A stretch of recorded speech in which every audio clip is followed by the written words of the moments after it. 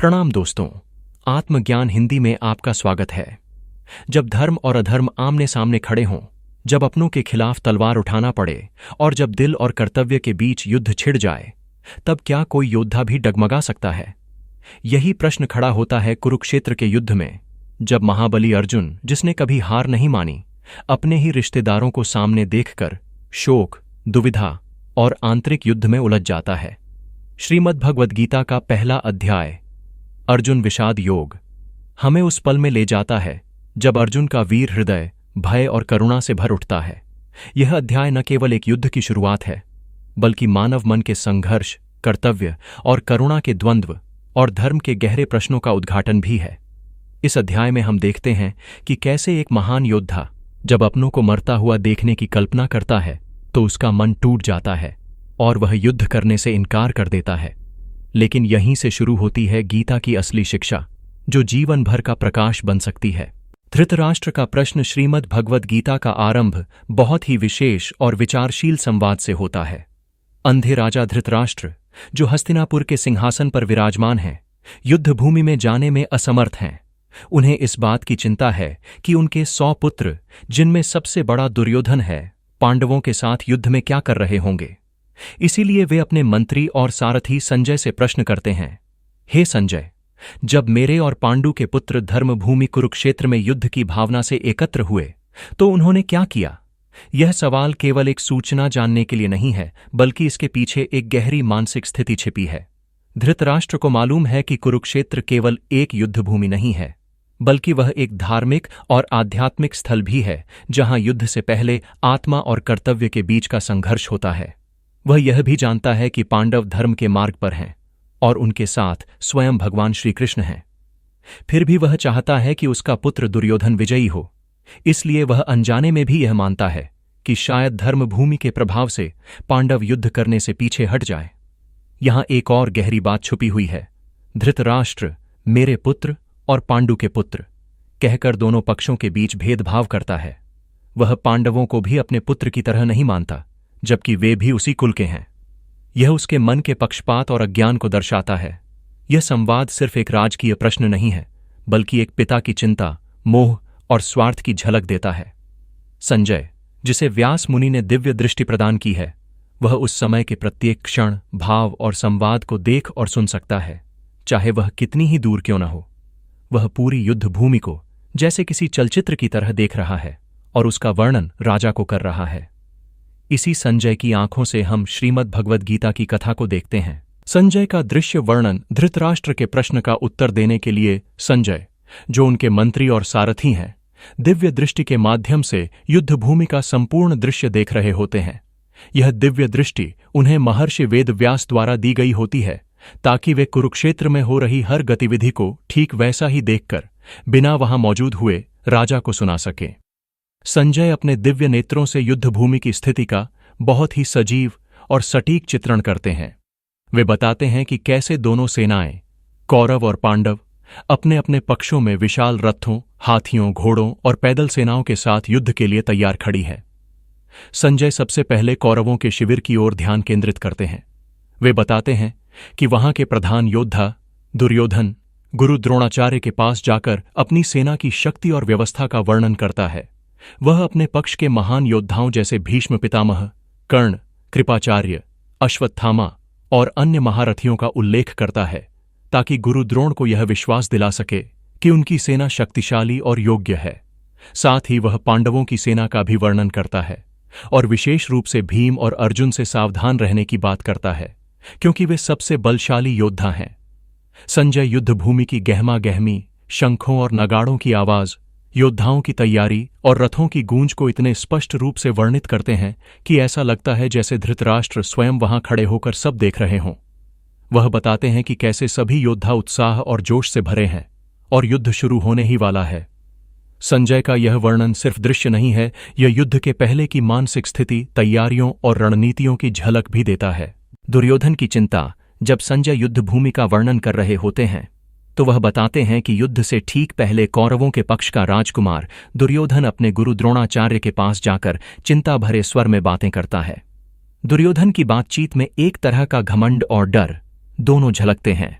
वह अपनी सेना को लेकर तो गर्व करता है, लेकिन पांडवों की सेना की शक्ति को देखकर भीतर ही भीतर चिंतित भी हो जाता है।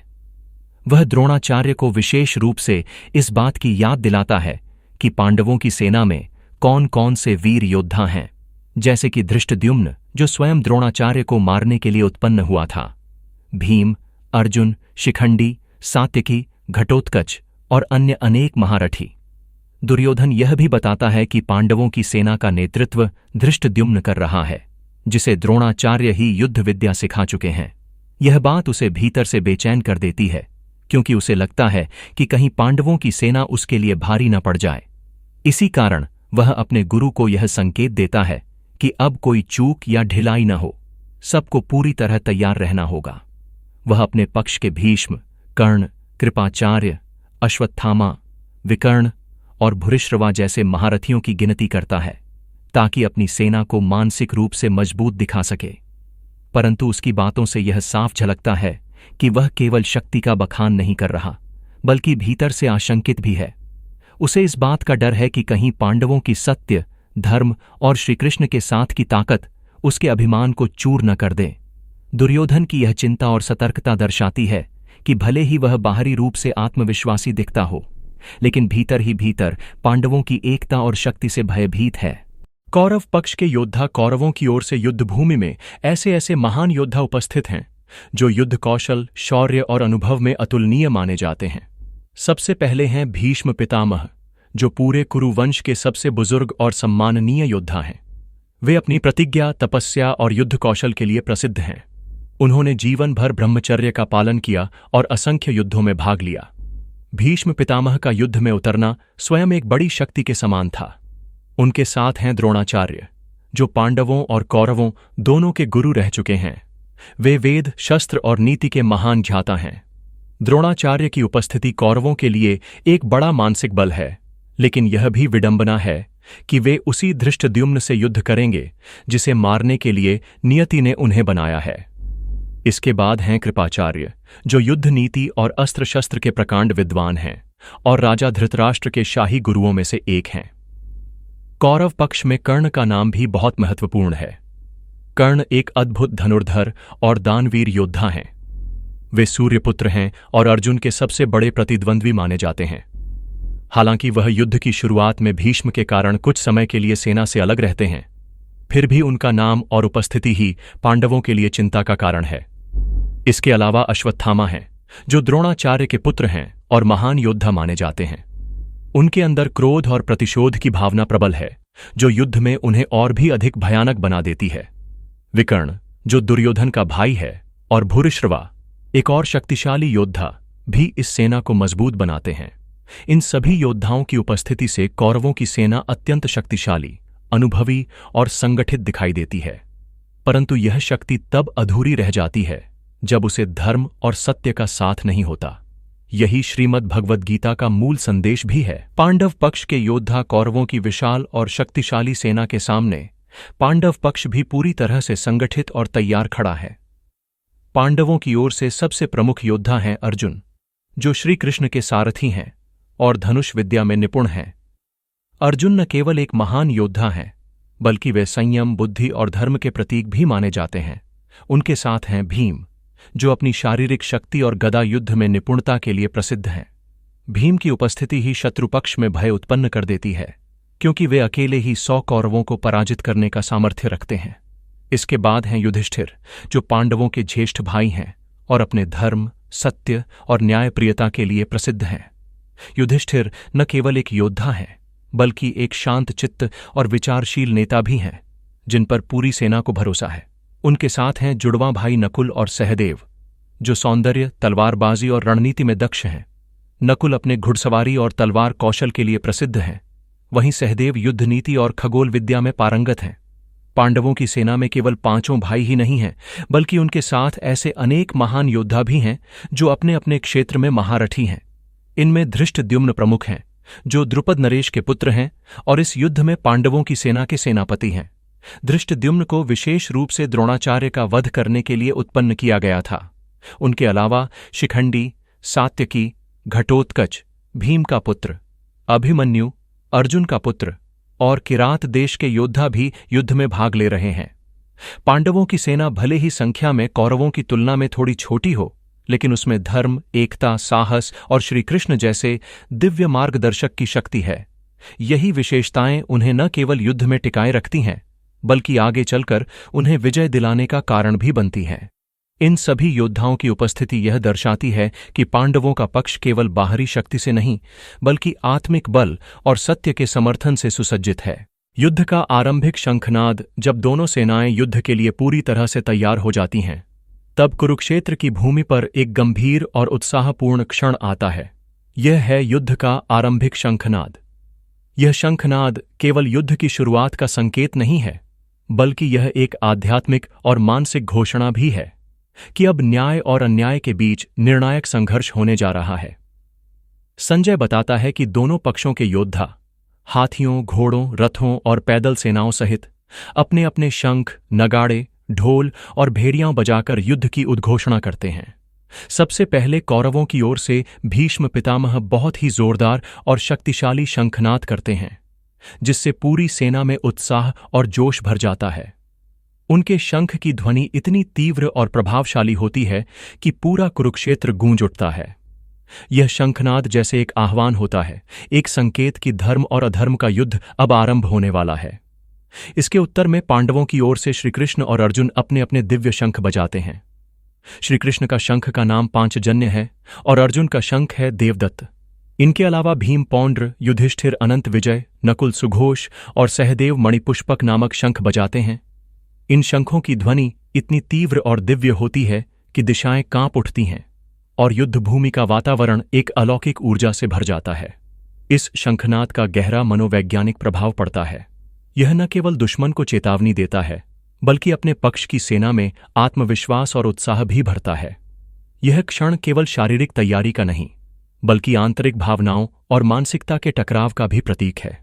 दोनों पक्षों के योद्धा अब न केवल बाहरी युद्ध के लिए तैयार हैं, बल्कि अपने भीतर के डर, मोह और भ्रम से भी जूझने को तैयार हो चुके हैं।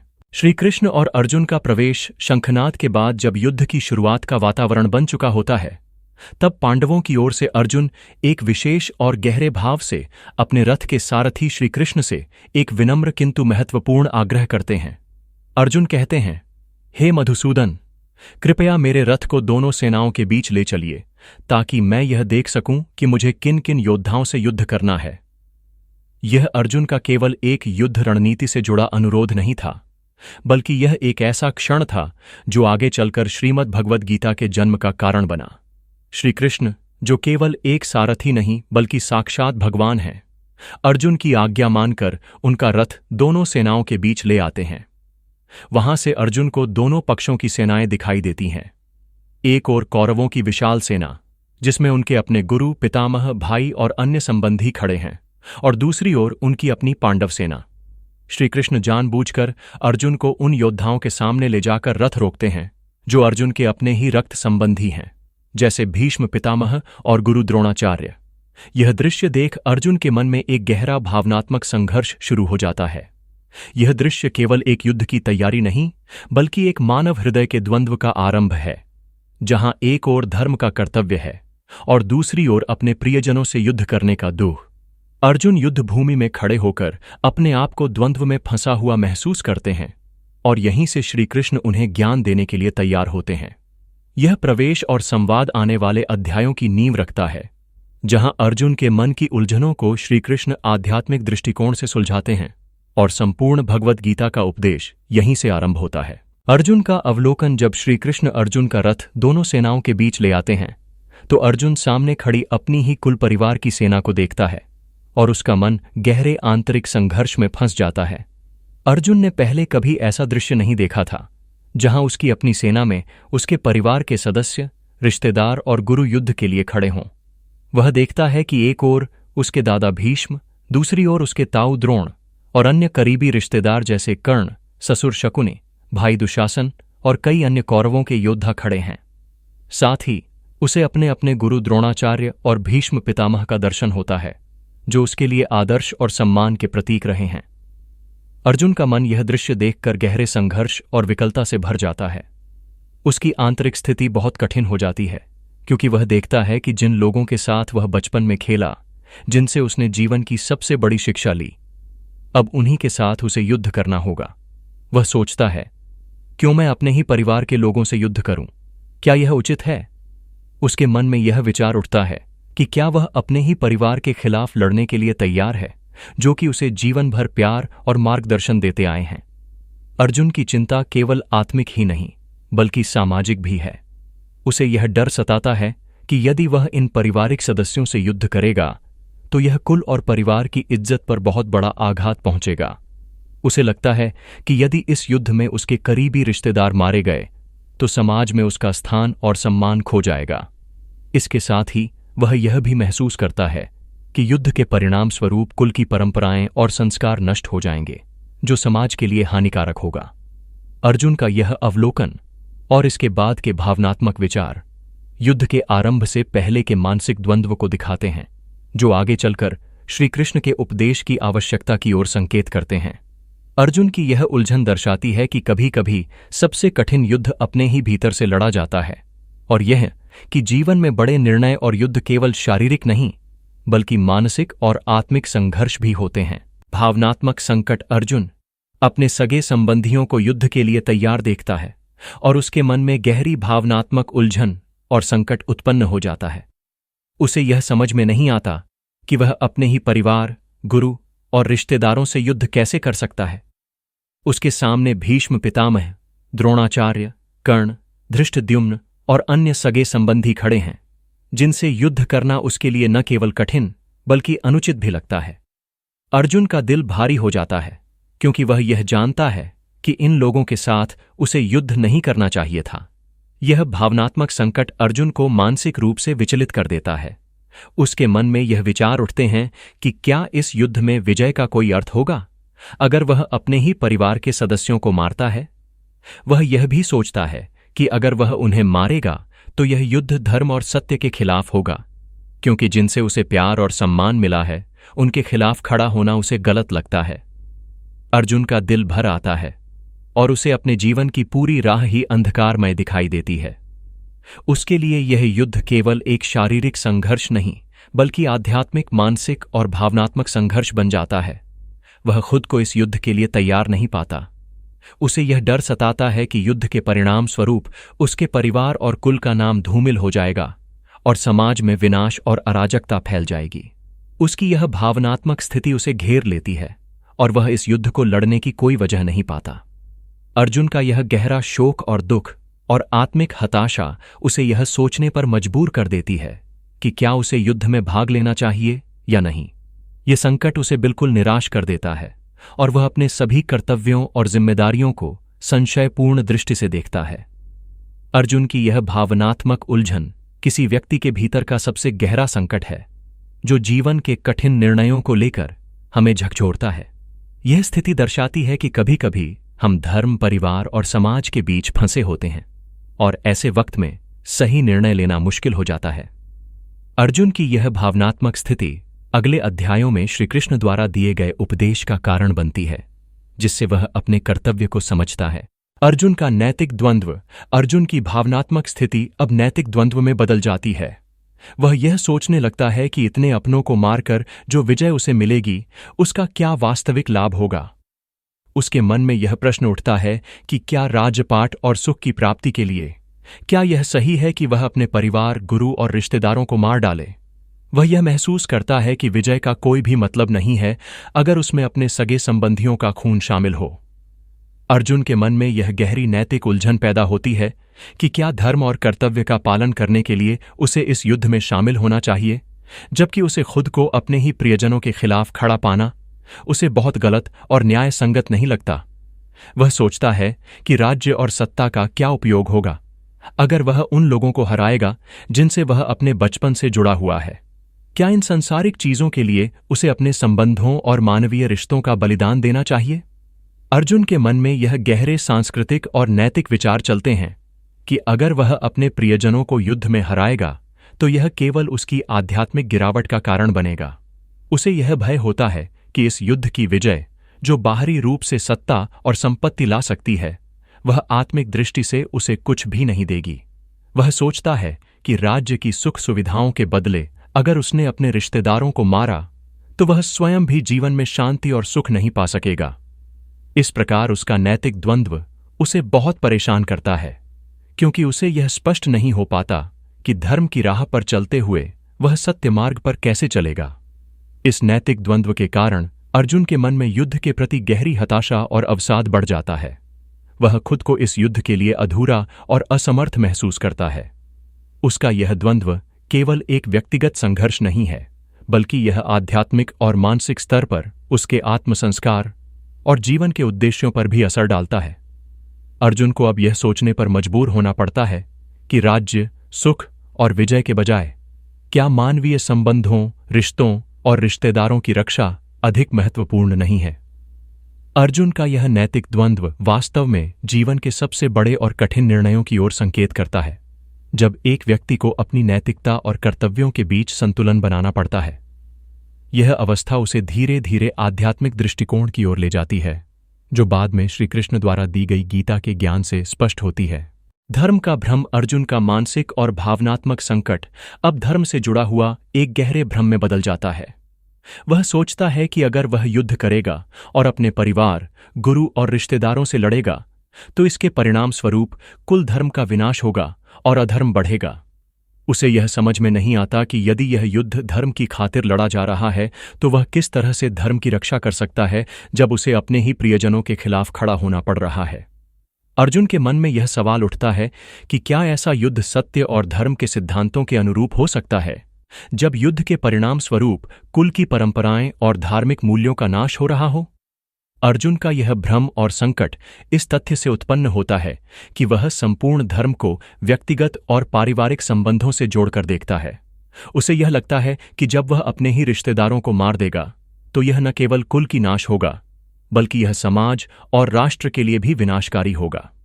वह सोचता है कि यदि कुल का धर्म नष्ट हो जाता है तो उसके परिवार और समाज में जो सद्भावना, प्रेम और सौहार्द था, वह सब समाप्त हो जाएगा।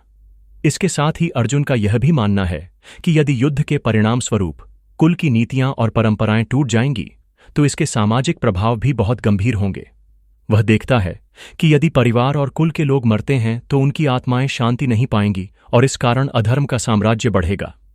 अर्जुन के अनुसार धर्म का पालन सिर्फ व्यक्तिगत कर्तव्यों से नहीं, बल्कि समाज और परिवार की अच्छाई से होता है, और जब यह अच्छाई नष्ट होती है तो वह धर्म की रक्षा कैसे कर सकता है।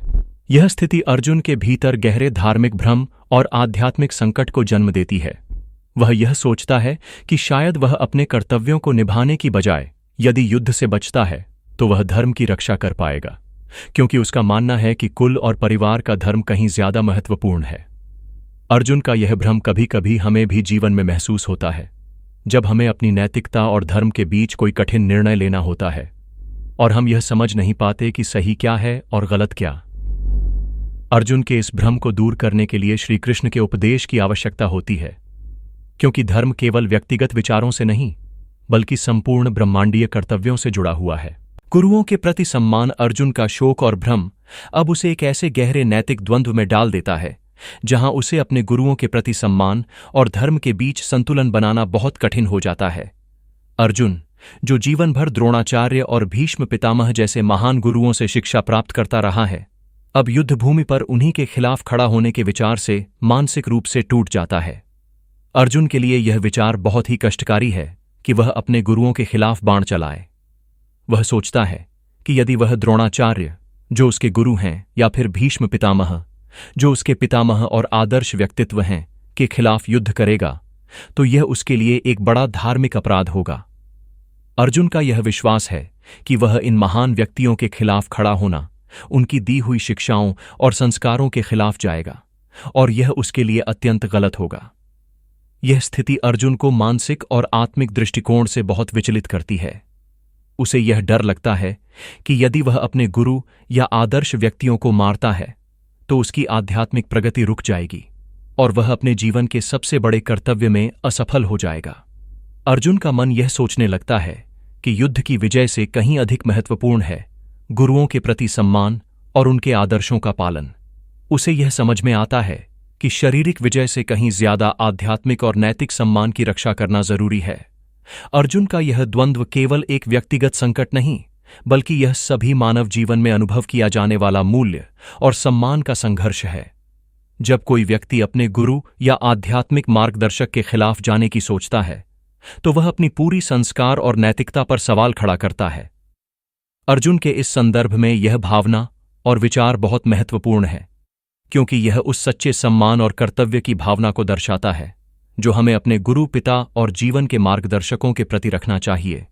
अर्जुन का यह गुरुओं के प्रति सम्मान उसके नैतिक संघर्ष और धर्म के प्रति प्रतिबद्धता का एक प्रतीक है। यही कारण है कि उसे अपने गुरु और परिवार के सदस्यों के खिलाफ खड़ा होना अत्यधिक कठिन प्रतीत होता है, और यह उसके दिल में युद्ध के खिलाफ एक बहुत बड़ा अवरोध उत्पन्न करता है। अर्जुन का यह मानसिक संघर्ष उसे गहरे आध्यात्मिक ज्ञान की ओर ले जाता है, और अंत में श्रीकृष्ण का उपदेश उसे यह समझने में मदद करता है कि धर्म और कर्तव्य का पालन केवल गुरुओं और परिवार के सम्मान से नहीं, बल्कि समाज और ब्रह्मांडीय न्याय के लिए भी करना चाहिए।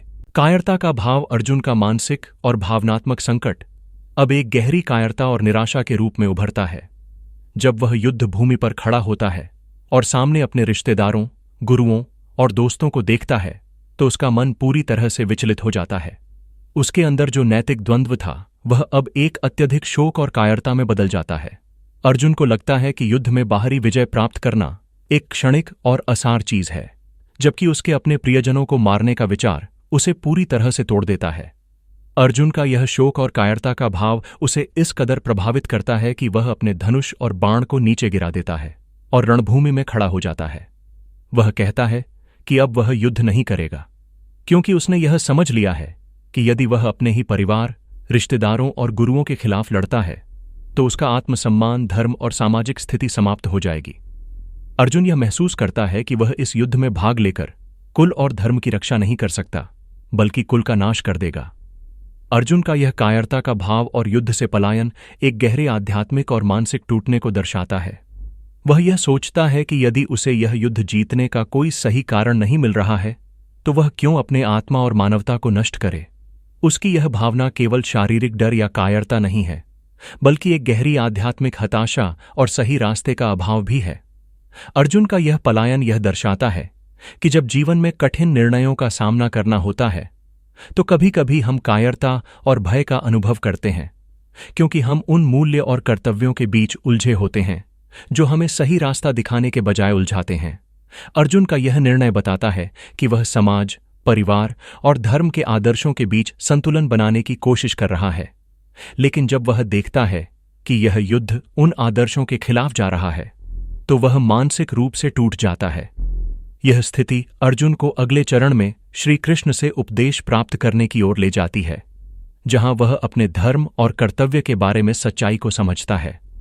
श्री कृष्ण की शिक्षाओं के बाद अर्जुन की कायरता की भावना दूर होती है और वह अपने कर्तव्यों को निभाने के लिए नई शक्ति और दृढ़ संकल्प प्राप्त करता है। शारीरिक लक्षण अर्जुन के मानसिक और भावनात्मक तनाव का असर अब उसके शरीर पर भी स्पष्ट रूप से दिखाई देने लगता है। जैसे जैसे वह युद्ध के लिए तैयार होता है, उसके भीतर गहरे नैतिक द्वंद्व, कायरता और आध्यात्मिक संकट का एक तूफान चलता है। यह मानसिक स्थिति उसके शारीरिक लक्षणों के रूप में भी उभरती है। अर्जुन का शरीर अब उस मानसिक अशांति का प्रतिबिंब बन जाता है, और वह यह अनुभव करता है कि वह अब अपने शरीर पर नियंत्रण नहीं रख पा रहा है। शरीर में कंपन। अर्जुन के शरीर में कंपन शुरू हो जाता है, जो उसकी मानसिक स्थिति को दर्शाता है।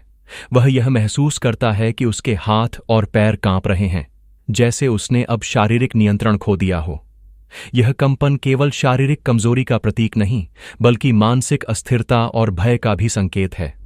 अर्जुन को यह महसूस हो रहा है कि उसे अपनी भावनाओं और निर्णयों पर अब कोई नियंत्रण नहीं है, और उसकी यह स्थिति उसे शारीरिक रूप से कमजोर बना देती है। मुख का सूखना। अर्जुन का मुख सूखने लगता है, जो उसकी भय और मानसिक दबाव को दिखाता है। यह शरीर का एक स्वाभाविक प्रतिक्रिया है जब कोई व्यक्ति अत्यधिक दुख, तनाव या चिंता में होता है। जब शरीर मानसिक पीड़ा का सामना करता है, तो यह स्वाभाविक रूप से सूखने और सूख जाने की प्रतिक्रिया करता है। अर्जुन के मुख का सूखना यह इंगित करता है कि वह अब सांसारिक और धार्मिक दबावों के बीच बुरी तरह से फंसा हुआ है, और उसे समझ में नहीं आ रहा कि वह आगे क्या कदम उठाए। त्वचा का जलना। अर्जुन की त्वचा जलने लगती है, जो उसके भीतर की मानसिक और भावनात्मक उत्तेजना का संकेत है। यह जलन आंतरिक तनाव और भावनात्मक बोझ का प्रतीक है, जैसे उसकी आत्मा और शरीर दोनों ही उबालने लगे हों। यह लक्षण अर्जुन के भीतर चल रहे उस आंतरिक युद्ध को व्यक्त करता है, जहां वह स्वयं को धर्म और कुल के बीच फंसा हुआ महसूस करता है। खड़ा न हो पाना। अर्जुन का खड़ा न हो पाना सबसे स्पष्ट और गंभीर शारीरिक लक्षण है। वह रणभूमि में खड़ा होने की शक्ति खो देता है और वह अब युद्ध की कठिनाई से डरता हुआ महसूस करता है। यह स्थिति उसे शारीरिक और मानसिक तौर पर असहाय बना देती है। अर्जुन का यह लक्षण यह दर्शाता है कि वह अब सिर्फ शारीरिक रूप से नहीं बल्कि मानसिक रूप से भी थका हुआ है। उसे यह महसूस हो रहा है कि वह युद्ध नहीं लड़ सकता, क्योंकि आध्यात्मिक और मानसिक दृढ़ता की कमी उसे महसूस हो रही है। अर्जुन के ये शारीरिक लक्षण उसके भीतर के गहरे कष्ट और विवाद का प्रतिनिधित्व करते हैं। यह उसकी स्थिति को और जटिल बनाते हैं, क्योंकि अब वह केवल मानसिक नहीं बल्कि शारीरिक रूप से भी युद्ध के लिए अनुपयुक्त महसूस करता है।